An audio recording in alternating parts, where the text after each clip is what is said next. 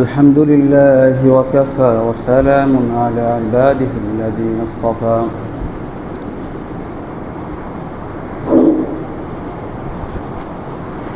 أما بعد فأعوذ بالله من الشيطان الرجيم بسم الله الرحمن الرحيم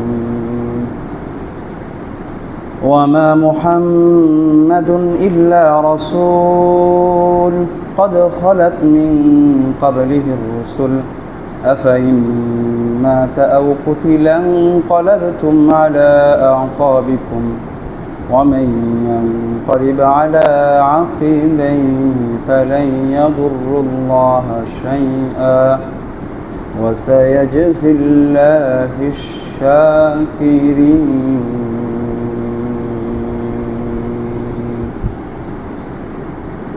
صدق الله العظيم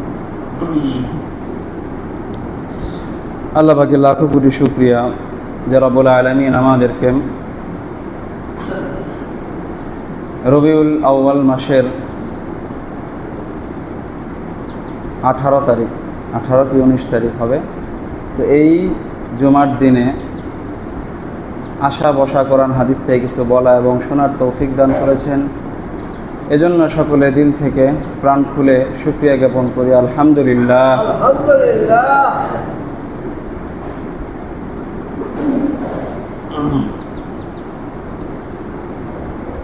রবিউল আউয়াল অর্থ কি যেন বলছিলাম, খেয়াল আছে? হ্যাঁ,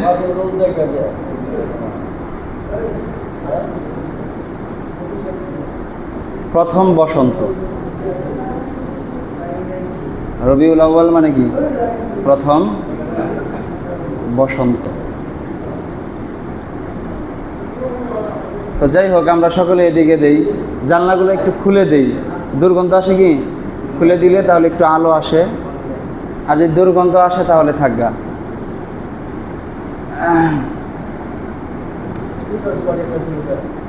এক মহাপ্রস্থানের কথা বলছিলাম, সকলে এদিকে মনোযোগ দিই। এক মহাপ্রস্থানের কথা বলছি। কার মহাপ্রস্থান? নবীজি সাল্লাল্লাহু আলাইহি ওয়াসাল্লামের মহাপ্রস্থান। তার মহাপ্রস্থানের সন্নিকট হয়ে গিয়েছে।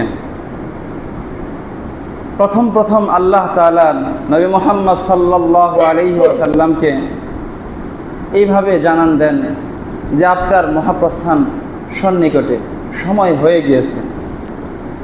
আল্লাহ তাআলা বলেন, ওয়ালাল আখিরাতু খায়রুল লাকা মিনাল উলা, এই ইহকালের চেয়ে, এই দুনিয়ার চেয়ে আখিরাত তোমার জন্য অনেক মঙ্গলজনক, কল্যাণজনক হোক। দুনিয়ার তো কোনো কিছু নাই, কোনো কিচ্ছু নাই, সব শেষ হয়ে যাবে। যা দেখছি এটা ক্ষণিকের, সব শেষ হয়ে যাবে। আপনার সময় আয়ুকাল শেষ হয়ে আসছে। দুনিয়ার কাজ যে জন্য পাঠানো হয়েছিল, আপনার কাজ প্রায় শেষের দিকে। অতি সত্বর আমি আপনাকে আমার কাছে টেনে নিয়ে আসব। আল্লাহর রাসূল সাল্লাল্লাহু আলাইহি ওয়াসাল্লাম দশম হিজরিতে ওই দশম হিজরির রমজান মাসে হযরতে ফাতেমা রাদিয়াল্লাহু তাআলা, আয়েশা রাদিয়াল্লাহু তাআলা আনহা, ফাতেমা কি আয়েশা রাদিয়াল্লাহু তাআলা আনহা বলেন, আল্লাহর রাসূল আমাকে বলেন যে এই বছর এই রমজান মাসে, দশম হিজরির রমজান মাসে জিবরিল আমিন সাধারণত আমার কাছে একবার কোরআন পেশ করে, একবার কোরআন খতম করে, কিন্তু এইবার জিবরিল আমিন আমাকে 2 বার খতম করে শুনিয়েছে। স্বাভাবিকভাবে প্রত্যেক রমজান মাসে আল্লাহর রসুল নিজেও শোনাইতেন এবং জিবরিল আমিনও আল্লাহর রসুলকে কোরআন খতম করে শোনাতেন। কিন্তু দশম হিজরির রমজান মাসটা ভিন্ন রকম হলো। জিবরিল আমিন 2 বার খতম করে শোনেন। কয়বার?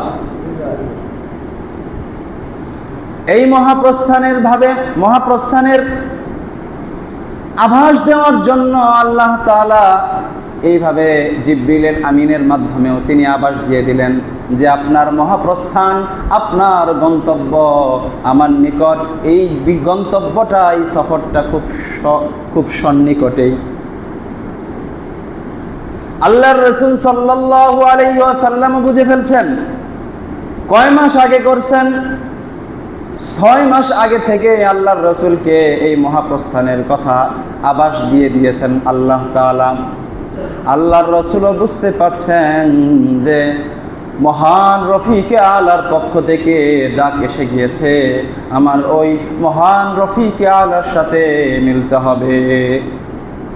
এই জন্য 10ম হিজরির ওই রমজান মাসে সাধারণত আল্লাহর রাসূল সাল্লাল্লাহু আলাইহি ওয়াসাল্লাম প্রত্যেক রমজান মাসেই শেষের দশকে ইতিকাফে বসতেন, কিন্তু ওই দিন, ওইবার, ওই হিজরিতে, ওই রমজান মাসে আল্লাহর রাসূল 11তম রোজা থেকে 20 দিন ইতিকাফে বসেছেন।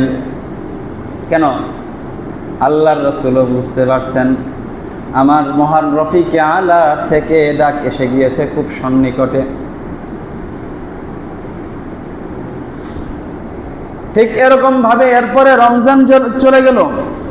রমজান, শাওয়াল, জিলকদ, জিলহজ আসলো।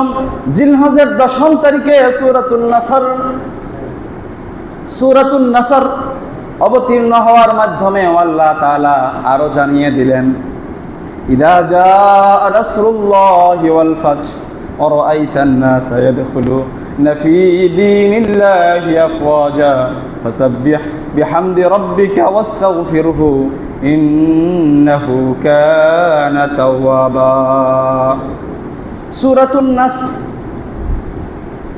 ইযা জাআ নাসরুল্লাহি ওয়াল ফাতহ, যখন বিজয় আসবে আপনি নবী দেখতে পাবেন দলে দলে মানুষ ইসলামের ভিতরে আসতেছে, ইসলাম গ্রহণ করতেছে।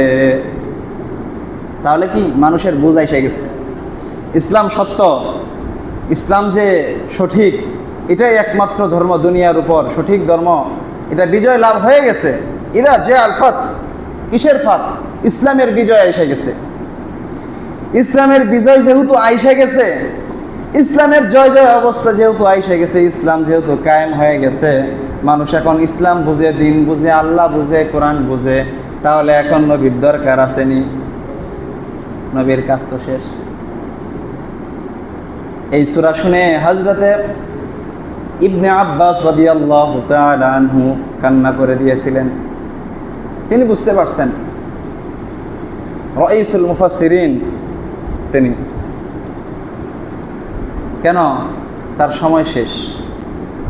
কারণ নবীকে যে জন্য পাঠানো হয়েছিল তার সব কাজ সম্পাদন করা হয়ে গেছে।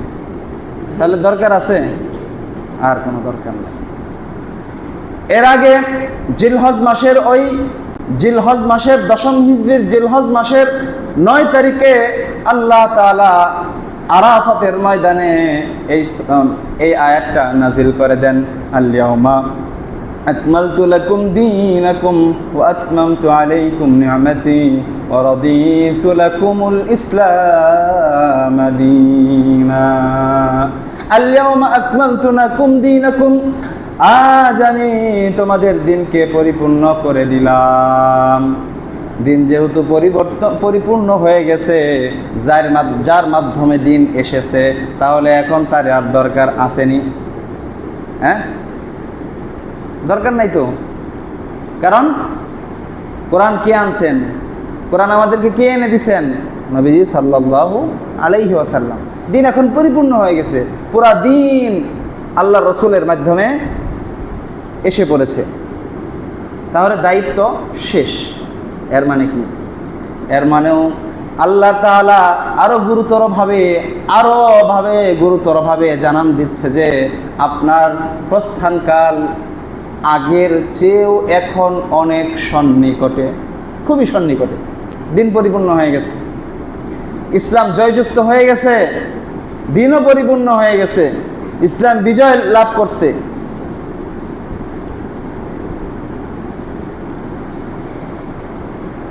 এই জন্য আল্লাহর রাসূল তো আগে থেকেই উপলব্ধি করতে পারছেন যে আমার রফিকে আলার থেকে ডাক অতি সন্নিকটে এসে পড়বে, তার ডাকে আমার সাড়া দিতে হবে। তিনিও একেবারে পাগল পারা। আজকে আমরা মৃত্যু দেখে ভয় পাই নাকি? মুমিনের মৃত্যু কি? হাদিস শরীফে আছে তুহফাতুল মুমিনিল মাউত, মুমিনদের জন্য মৃত্যু উপহার স্বরূপ, মুমিনদের জন্য মৃত্যু উপহার স্বরূপ। আর সেইখানে যদি নবী হয় তাহলে কি হবে? রফিকে আলা সাথে সাক্ষাৎ, ব্যাকুল হয়ে গেছে, কখন যেন যাব, কখন যেন ডাক আসবে, অস্থির। এই বিদায় হজ থেকে আসার পর মদিনায় এরপর থেকেই কেমন কেমন যেন একটা অন্যরকম একটা ভাব আল্লাহর রাসূলের। সব কাজে কর্মের ভিতরে একটা ভিন্নতা রয়েছে। ওই বিদায় হজের পর থেকে আসার পর সর্বপ্রথম তিনি যান হইল উহুদে। কোথায়? মুমূর্ষ ব্যক্তি যদি ডাক্তার বলে দেওয়া হয় যে বেশি দিন আর বাঁচবে না, 3-4 মাস বাঁচতে পারে, এর মাঝেই শেষ, তাহলে সে কি করবে? সেই ব্যক্তি তার যত বন্ধু বান্ধব প্রিয় স্বজনেরা আছে সকলের কাছ থেকে আকুতি মিনতি করে, হৃদয় ভরা কণ্ঠ, দরদ ভরা কণ্ঠ দিয়ে তাদের কাছ থেকে ক্ষমা চেয়ে নিবে। ভাই মা স্ত্রী সকলের কাছ থেকে তোমরা আমাকে মাফ করে দিও, ক্ষমা করে দিও, আমি তোমাদের হয়তো হক আদায় করতে পারি নাই, হয়তো অনেক কষ্ট দিয়েছি, তোমাদের যা চাওয়ার ছিল হয়তো ততটুকু আমি দিতে পারি নাই, তোমরা আমাকে মাফ করে দিও। আল্লাহর রাসূলের চিন্তার ভিতরে ভাবনা ভেবেছেন উহুদের ময়দানে তো আমার অনেক সাহাবীরা শহীদ হয়ে গিয়েছে, শহীদ হওয়ার পরে তাদেরকে দাফন করে দেওয়া হয়েছে, কিন্তু এরপরে আর জানাজা পড়া হয় নাই। হাদিস খানা হইল আন উকবাত ইবনে আমির রাদিয়াল্লাহু তাআলা আনহু قال صلى رسول الله صلى الله عليه وسلم على قتلى أحد بعد 80 سنة كالموجع للأحياء والأموات। নবীজি সাল্লাল্লাহু আলাইহি ওয়াসাল্লাম বিদায় হজ থেকে আসার পর উহুদের প্রান্তরে গিয়ে ওই শহীদ সাহাবীদের পাশে দাঁড়িয়ে তিনি জানাজা আদায় করলেন। জানাজাটা পড়লেন, এমনভাবে জানাজা পড়লেন যেন কোনো মুমূর্ষ ব্যক্তি তার স্বজনদের কাছ থেকে বিদায় নিচ্ছে।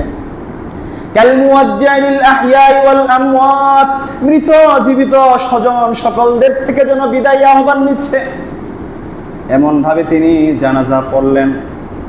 জানাজা পড়ার পর আল্লাহর রাসূল সাল্লাল্লাহু আলাইহি ওয়াসাল্লাম মদিনায় আসলেন। মদিনায় এসে মসজিদের মিম্বারে উঠলেন। ওঠার পরে তিনি ভাষণ দিলেন, ইন্নী বাইনা আইদিকুম ফারাতুন ওয়া আনা আলাইকুম শাহীদ। ইন্নী বাইনা আইদিকুম ফারাত, আমি তোমাদের আগেই চলে যাব, তোমাদের দলপতি হিসেবে তোমাদের জন্য আগের বন্দোবস্ত করার জন্য আমি তোমাদের আগেই চলে যাব। ওয়া আনা আলাইকুম শাহীদুন, আমি তোমাদের ব্যাপারে আল্লাহর কাছে সাক্ষী দিব। আর তোমাদের সাথে আমার সাক্ষ্য হবে কি? জীবিতদেরকে বলছে আয়েশা, ওয়া ইন্না মাওয়াইদাকুমুল হাউজ, আর তোমাদের সাথে আমার সাক্ষাৎ হবে সেই হাউজে কাউসারে।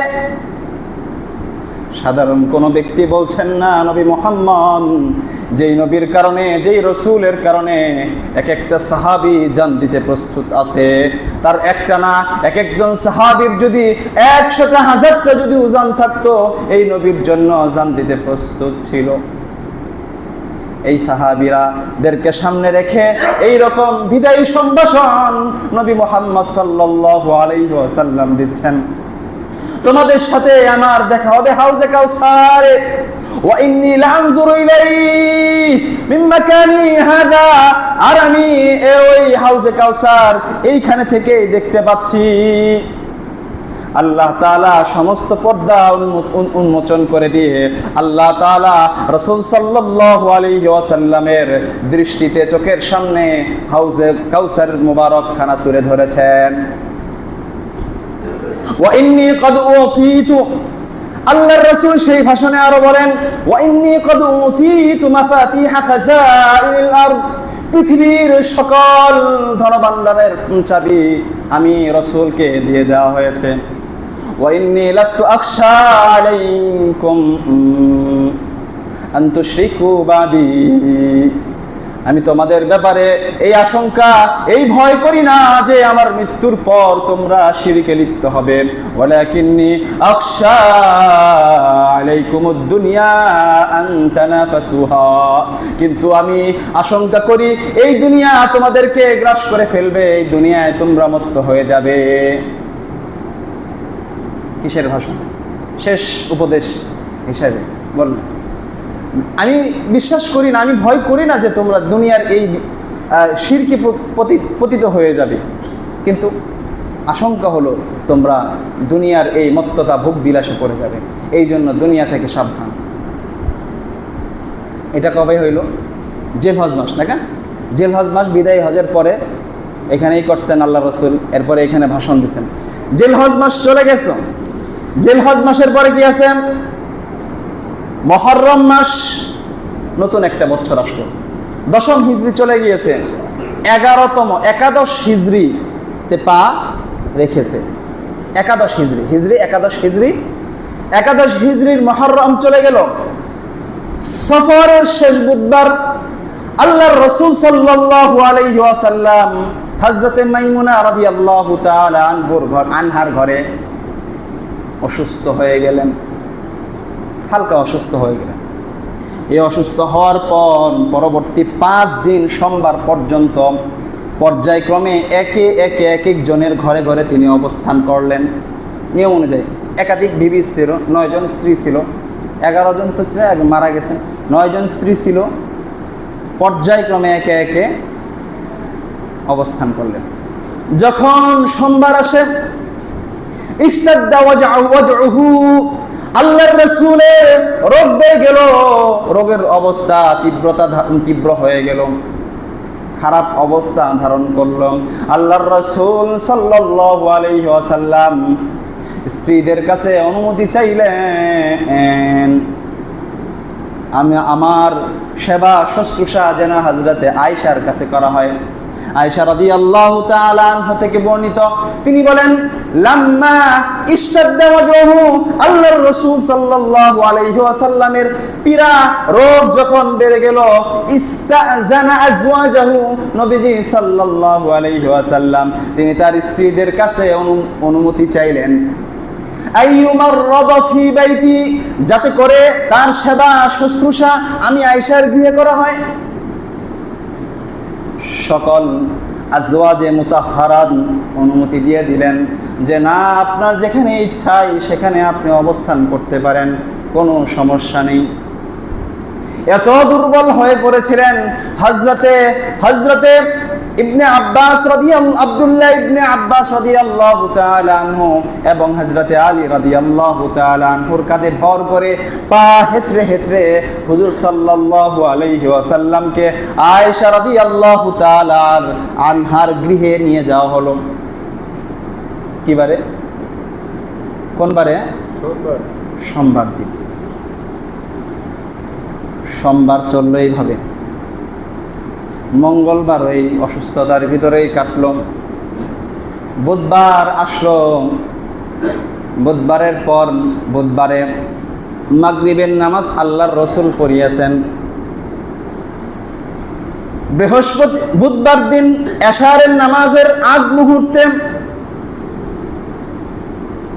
এখনো আল্লাহর রাসূল কিন্তু নামাজ পড়াইতেছেন, যাওয়া আসা হয়, নামাজ পড়াচ্ছেন।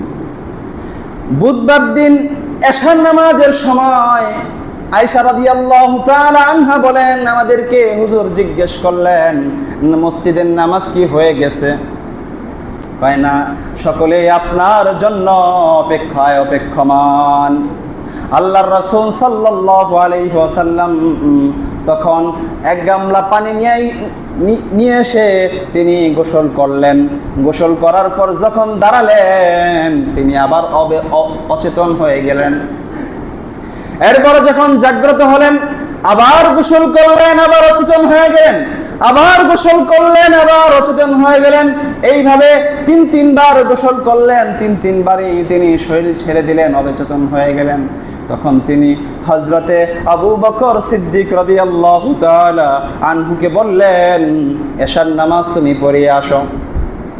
সংবাদ পাঠালেন। এ নিয়ে অনেক বিভিন্নভাবে বিভিন্ন রিওয়ায়াতে হাদিস এসেছে।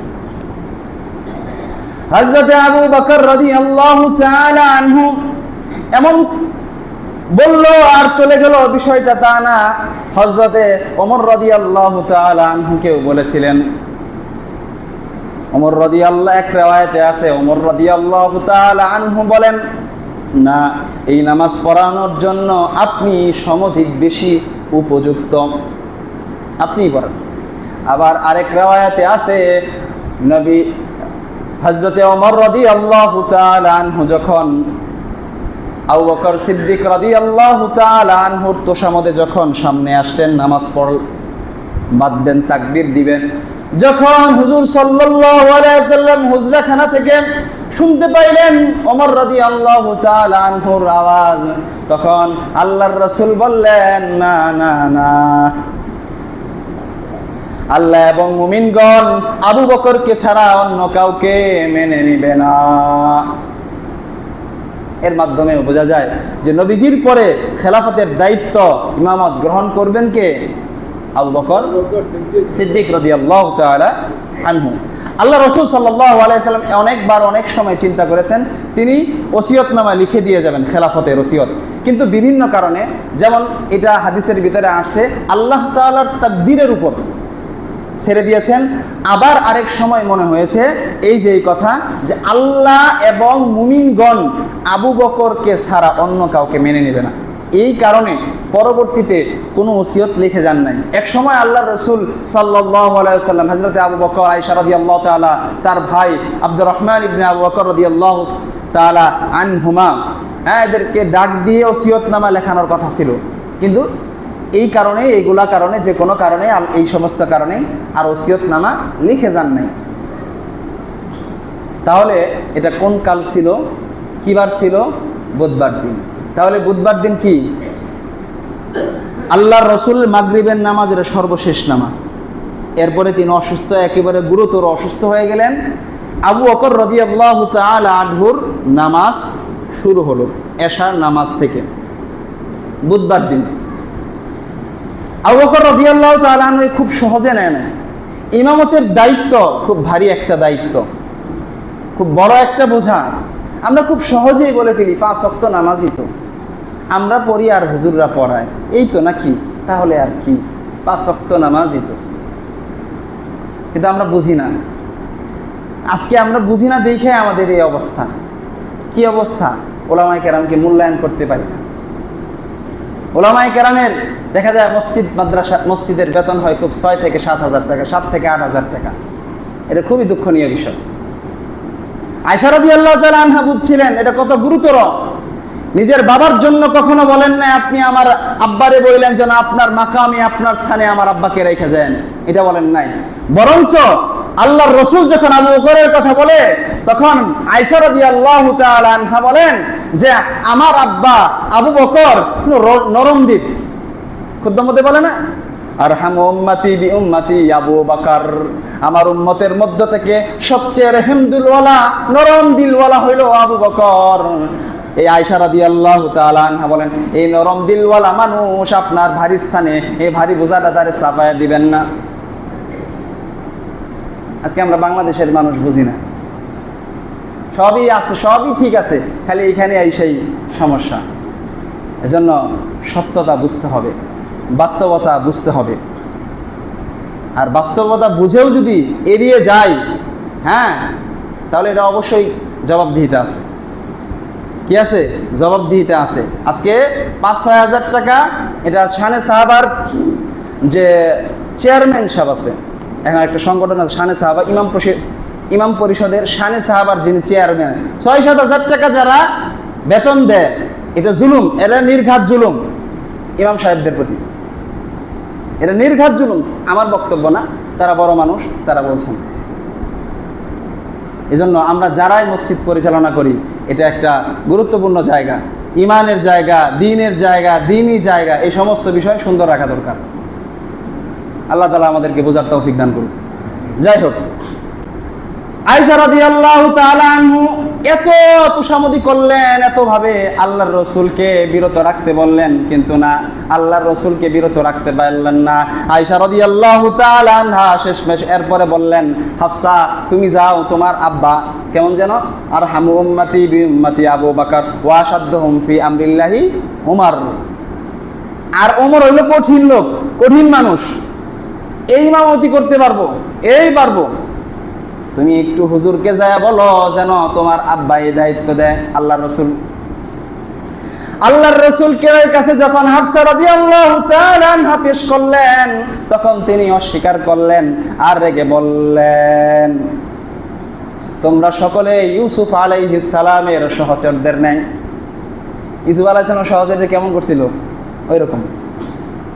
যাই হোক, ইমামত একটা গুরুত্বপূর্ণ একটা জায়গা, গুরুত্বপূর্ণ পয়েন্ট। অন্যান্য জায়গায় মধ্যপ্রাচ্যে যা আরো উন্নত জায়গা, ওখানে দেখা যায় যে নিয়োগ থাকে 1 ওয়াক্ত 2 ওয়াক্ত, 3-4 জন ইমাম থাকে, 1 ওয়াক্ত পড়াবে। এই 1 ওয়াক্ত মাঝে আসে না, আসলে না আসলো কোনোই নাই। একজন যে আছে, একজন ফির থাকে, সেই নামাজ পড়াবে। বেতন কত? বেতন হলো 3 লাখ, হয় না? এটা কিন্তু পার্ট টাইম, এটা শুধু দাঁড়িয়ে। এছাড়া কিন্তু তার অন্যান্য উপার্জন আছে, ব্যবসা বাণিজ্য আছে, বা তিনি কোনো জায়গার প্রফেসর বা অধ্যক্ষ হইল। আর আমাদের সমস্যা হইল বাংলাদেশ 5 ওয়াক্ত নামাজে আইসা পড়ে নিজের বাড়িঘর সাইরে এইখানে বাস করে, 100 জন 150 জনের পুরা সমাজ এইখানে পরিচালনা করে। এই 100-150 জন মিলার পরেও একজন ইমামকে চালাইতে পারে না। দেয় কয় 7,000 টাকা, কেমনি চলে? তাও থাকে না বাসা, 1.5 লাগে বাসা ভাড়া, 1.5 লাগে, এতেই জায়গা 2,000, আগুন কিনোর লাগে, হ্যাঁ জায়গা 1500 টাকা, জায়গা 3500 টাকা, বাকি থাকলো কি? এগুলা বললে ঠিক আছে, আসলেই খুব কষ্ট করবে, কিন্তু পদক্ষেপ নেওয়ার পর কোনো নাই, কোনো গরিমেশি। হুজুরে একের পর সময়ের পর সময় যাওয়া হবে, বছরের পর বছর যাবে, কিন্তু বেতন বাড়ানোর কোনো চিন্তা নেই। এটা কি ইমানি দায়িত্ব না? এটা কি দায়িত্ব না? এটা কর্তব্য না? যে জায়গার মূল্য যদি সেই জায়গায় যদি আপনি না দিতে পারেন, মায়ের মূল্য যদি মাকে যদি না দিতে পারেন, সেটা কি জুলুম নাকি? কথা বলেন, জুলুম না? তাহলে কি আত্মীয়তার বন্ধন রাখতে হবে একটা টাকা পয়সার মাধ্যমে? একটা ইমাম সাহেব, কেমনে আত্মীয়তার সম্পর্ক, তার মা বাবা এত পড়ালেখা করার পরেও নিজের পরিবার চালাইতেই হিমশিম খায়, মা বাবাকে 2টা যে টাকা দিবে এটাই তার কষ্ট হয়ে যায়। তাহলে ফাটল সৃষ্টি হবে কিনা? তাহলে এটা কোত্থেকে সৃষ্টি হইতেছে? এটা কি ইমানি বিষয় না? এটা ইমানি বিষয় মনে হয় না। এইগুলাতে দিলে, ইমাম সাহেবের বেতন বৃদ্ধি করলে মনে হয় না যে না সব পাওয়া যাবে। কে উদ্যোগ নিবে যে এই উদ্যোগের মাধ্যমে বৃদ্ধি করবে, যে না আমি এই উদ্যোগ নিব, ভালো কাজের একটাই করব, এটা যে সব পাওয়া যাবে, এটা বিশ্বাসী নেই। আমি হয়তো ছোট মানুষ, আরও যারা যদি আপনাদের যারা ওলামায়ে কেরাম যারা ভালো লাগে তাদেরকেও জিজ্ঞেস করতে পারেন। তো যাই হোক, এই ছিল বুধবার পর্যন্ত আল্লাহ রসুলের নামাজ, মাগরিব এশার নামাজ পর্যন্ত। এরপরে বুধবারের পরে কি বৃহস্পতিবার সকালের দিকে আল্লাহর রাসূল সাল্লাল্লাহু আলাইহি ওয়াসাল্লামের ঘরের ভিতরে কিছু মানুষ, হাদিস খানা হইল এরকম, লাম্মা খুদিরা রাসূলুল্লাহ সাল্লাল্লাহু আলাইহি ওয়াসাল্লাম, আল্লাহর রাসূলের ওফাত যখন সন্নিকটে এসে যায়, ওয়া ফিল বাইতি রিজালুন ফীহিম ওমর ইবনুল খাত্তাব, বাড়িতে কিছু সাহাবায়ে কেরাম ছিল, ওই সাহাবায়ে কেরামদের মধ্যে থেকে হযরতে ওমর ফারুক রাদিয়াল্লাহু তাআলা আনহু ছিলেন। তখন আল্লাহর রাসূল সাল্লাল্লাহু আলাইহি ওয়াসাল্লাম বলেন, হালুম্মু আকতুবু লাকুম কিতাবান লান তাদিল্লু বাদাহু, তোমরা খাতা কলম নিয়ে আসো, আমি তোমাদেরকে ওসিয়তনামা লিখে দিব, যে ওসিয়ত লেখার পরে তোমরা আর কখনোই ধ্বংস হবে না, পথভ্রষ্ট হবে না। হযরতে ওমর ফারুক রাদিয়াল্লাহু তাআলা আনহু বিচক্ষণ ব্যক্তি, তিনি বললেন, গলাবাহুল ওয়াজু, আল্লাহর রাসূলের উপর কষ্ট এবং পীড়া মারাত্মক পর্যায়ে হয়ে গেছে, তার অবস্থা এখন খারাপ। এই খারাপ অবস্থায়, কষ্টকর অবস্থায় তোমরা আর আল্লাহর রাসূলকে জিজ্ঞাসাবাদ করার মাধ্যমে আর কষ্ট দিও না। ফাখতালাফা আহলুল বাইতি ওয়াখতাসামু, বাড়ির যে লোকেরা ছিল, এইখানে যেই সমস্ত মানুষ ছিল, সাহাবায়ে কেরাম ছিল, তাদের ভিতরে মতানৈক্য বাকবিতণ্ডায় লিপ্ত হয়ে গেল। ফামিনহুম মান ইয়াকুল, তাদের মধ্য থেকে একদল বলে, কারিবু ইয়াকতুবু লাকুম রাসূলুল্লাহ সাল্লাল্লাহু আলাইহি ওয়াসাল্লাম, রাসূলের কাছে খাতাপত্র এই সমস্ত বিষয় পেশ করো, তোমাদের জন্য ওসিয়তনামা লিখে দিবেন। ওয়ামিনহুম মান ইয়াকুল, তাদের মধ্য থেকে আরেকটা দল বলল, মা ক্বালা ওমর, যেমন ওমর রাদিয়াল্লাহু তাআলা আনহু যেমনটা বলেছিলেন তেমনটাই বললেন, অর্থাৎ আল্লাহর রাসূলের কষ্ট হবে, থাকগা। হযরত ওমর রাদিয়াল্লাহু তাআলা আনহু বুঝাইছেন যে এখন আর কষ্ট দিও না, ইনদাকুম কিতাবুল্লাহ, তোমাদের কাছে কিতাব আছে, কিতাব, এই কিতাব থেকে সত্য মিথ্যা তোমরা নির্বাচন করতে পারবা। হাসবুকুম কিতাবুল্লাহ, তোমাদের জন্য আল্লাহর কিতাবই যথেষ্ট হবে, এখন আর তোমরা আল্লাহর রাসূলকে আর কষ্ট দিও না। এই সময় ফালাম্মা আকসারুল লাগত ওয়াল ইখতিলাফ, যখন এই রকম মতানৈক্য বেশি হয়ে গেল এবং আল্লাহর রাসূলের সামনে শোরগোল করা হইল, যা আল্লাহর রাসূলের সামনে সেটা সমীচীন ছিল না, তখন আল্লাহর রাসূল সাল্লাল্লাহু আলাইহি ওয়াসাল্লাম বললেন, কুমু আন্নি, তোমরা আমার থেকে উঠে যাও। হযরত ইবনে আব্বাসের অন্য আরেক ছাত্র এই ঘটনা হুবহু বর্ণনা করেন। ওইখানে কিছু আরব অতিরিক্ত রয়েছে। ওইখানে বলা হয়েছে আল্লাহর রাসূল সাল্লাল্লাহু আলাইহি ওয়াসাল্লাম তিনটা কথার আদেশ দিয়েছেন। ফাআমারা বিথালাতিন, সাহাবায়ে কেরামদেরকে তিনটা আদেশ দিয়েছেন। এক নম্বর কথা হলো, আখরিজুল মুশরিকিনা মিন জাজিরাতিল আরব, তোমরা আমার পর জাজিরাতুল আরব থেকে, আরব উপদ্বীপ থেকে মুশরিকদেরকে একেবারে বের করে দিবে, এজন্য মুশরিক নেই। দুই নম্বর হলো ওয়াজিজুল ওয়াফদা, ওয়াজিজুল ওয়াফদা বিমা নাহু উজিজুহুম, এবং দলপ্রতিনিধি দূত, রাষ্ট্রদূত যখন তোমাদের কাছে আসে, এই রাষ্ট্রদূতদের সাথে সুন্দর আচরণ করো, ভালো আচরণ করো, যেমন আমি করতাম। রাবি তৃতীয় নম্বরটার ক্ষেত্রে ভুলে গেছেন বা চুপ থেকেছেন, আর বলতে পারে না, এই দুটা কথা। এটা হলো বৃহস্পতিবার, আল্লাহ রাসূল সাল্লাল্লাহু আলাইহি ওয়াসাল্লাম রোগ বেড়ে গিয়েছিল, কিছু লিখাইতে চাইছিলেন, এইরকম একটু সমস্যা হয়েছে, পরবর্তীতে আর লেখানো হয় নাই। এরপরে বৃহস্পতিবার নামাজ আছে, একটু সময় হয়ে গেছে, ইনশাআল্লাহ সামনে বৃহস্পতিবারের নামাজ, এবং নামাজের পর আল্লাহ রাসূল ভাষণ দেন, এবং এই ভাষণটাই ছিলই আল্লাহ রাসূলের জীবনের সর্বশেষ ভাষণ। ইনশাআল্লাহ আগামী জুমায় আমরা এই ভাষণ সহ এবং আল্লাহ রাসূলের ওয়াফাত এবং জানাজা সহ সমস্ত কিছু শুনবো ইনশাআল্লাহ। যারা 4 রাকাত সুন্নত পড়ে নেই, কবলাল জুমা 4 রাকাত সুন্নত পড়ে নেই।